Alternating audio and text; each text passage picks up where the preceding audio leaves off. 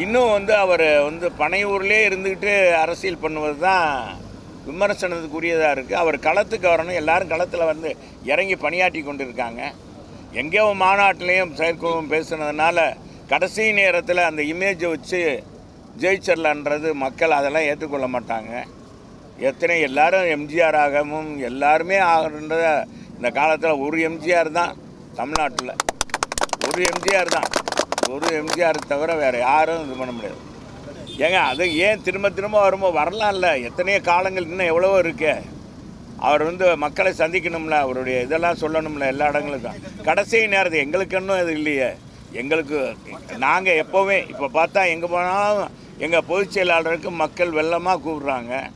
அவர் எத்தனை தடவை மக்களை சந்திச்சிருக்காரு, இதுக்கு முன்னால் சந்திக்கலையா? எத்தனை தேர்தலில் சந்தித்தார், நாடாளுமன்ற தேர்தல் செஞ்சுருக்கார், இதுக்கு போயிருக்கார், உள்ளாட்சி தேர்தலுக்கு வந்தார், முதலமைச்சராக இருக்கும்போது வளம் வந்தார், இப்படி கொண்டு தான் இருக்கார்.